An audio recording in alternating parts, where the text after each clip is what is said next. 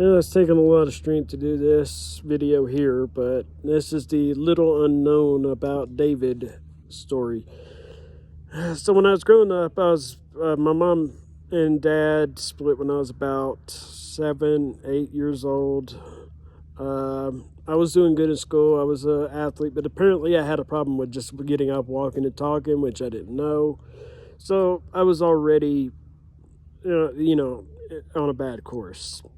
Well, when they split, I ended up faulting myself for their divorce. And it wasn't until I got older that I realized that I'm not the fault. But it took, for a long time, that's what I knew. I didn't have anyone, my mom worked all the time. My grandmother died when I was younger. So I ended up losing her. My dad, there was a point in time where me and my dad just completely stopped speaking because I felt like he had sent me back into a living hell. I mean, being older now, I understand, especially recently going through my own divorcey kind of stuff. So I get it now. And it took me getting to that age to understand what it was that my dad has went through in his previous marriage to understand that it wasn't anything to do with me. But it's looking at all that, and then of course when I was very young I got diagnosed with hep C, and I was told I was going to be dead by the time I was 30, and basically I got sent to boot camp. They kicked me out. I got sent to rehab. They kicked me out. I did a court appointed rehab.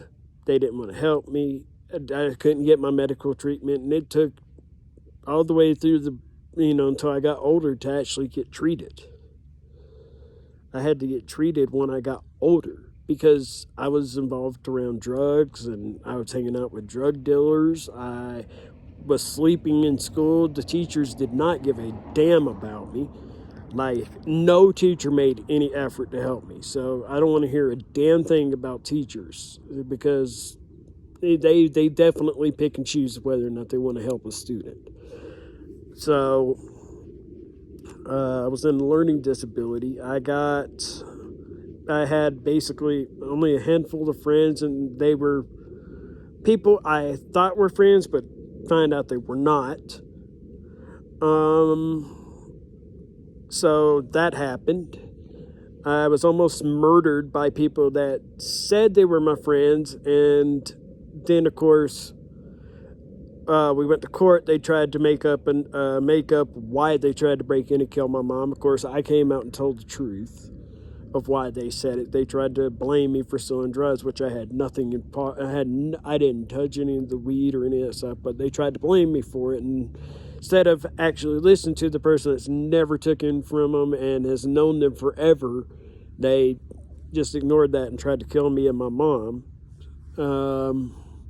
Let's see. I was arrested almost completely through my teenage years. I was running around getting in trouble. My mom filed out of control teenager on me when I was that age. I couldn't never get, like I said, couldn't never get my medical help. It wasn't until I got older I was able to do that.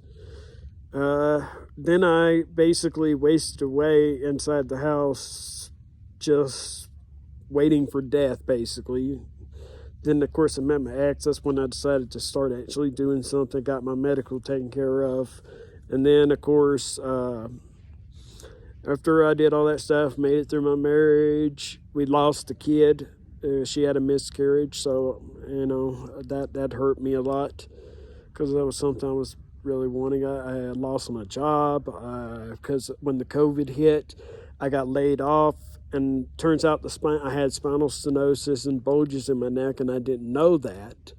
And they couldn't find it with CTs, and they wouldn't do a full-on MRI. So basically I was going to work with all that stuff, and then when they laid me off, I was sitting at home. I couldn't do anything. Everything was closed because of COVID. So I ended up taking Vicodin and stuff I had laying around, which cost me my license. Because I was stupid. I could have chose to go back and do the rehab and do all that stuff and get my license back. but I was honestly just sick of truck driving, and I just couldn't take it no more. So from that, I started working a dead end job trying to figure out what I wanted to do, and that's when I decided to start running for politics. While I was running for politics, I was, helping people, trying to get my charity set. I started trying to found a charity. I was working all the time, and all that stuff, plus going through a divorce and almost feeling, there was times that I even wish I had died. There was times when that had happened because I had just lost everything, and had my not had my cat, I would not have gotten through it. But anyway, I've been, it was a lot.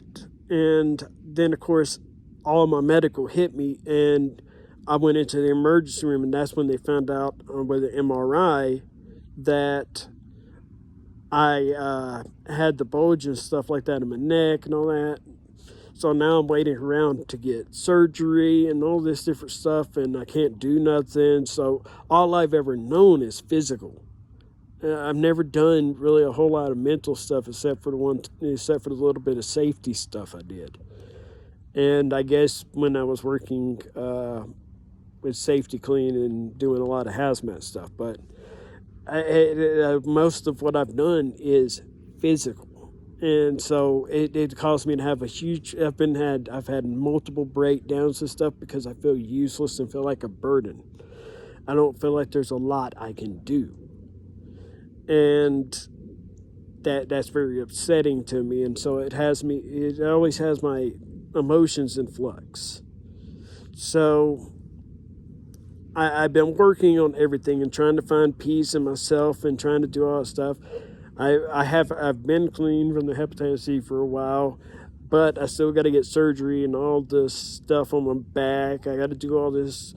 I'm trying to get mental help to make sure I keep my sanity, because I do want to eventually start trying to run for politics or do something as a service to my country, because I don't really care anymore about, getting married, having kids, or any of this stuff. All I want to do is see my country survive for the next generation. I don't honestly believe I have maybe another, 15, 20 years if I'm lucky, if I'm guessing. That's if I'm lucky. Maybe, I'm hoping that I have much longer, but, I ran my body through living hell through my teenage years, and it's catching up to me, and that was my mistake. But I want to be better because I want to make it better for the next generation. Me, I'm done. My life's all I can do now is try to make this world a better place for the next generation, and make this planet here for the next generation, and do something for the next generation, because my time is coming. I'm not far from being on that chopping block, given my health. So I just want to see things get better. And that's what we should all want to do. That's why I want to run for office, because that's the only thing that's going to stop our country from being what it could be, and ever hurt, actually giving the next generations a chance, is this country falling. If I can help save this country in any form or fashion, if I can try to save it in any form or fashion, then I will do the best I can, because that will help the next generation. The America I know, the America that does things and makes things right and stands on high values and high morals and small government, giving people an opportunity, that's the best damn thing I could pass on to the next generation. That's the best thing. A future. That's what I want to do, is what I can. But this is the less known story of me.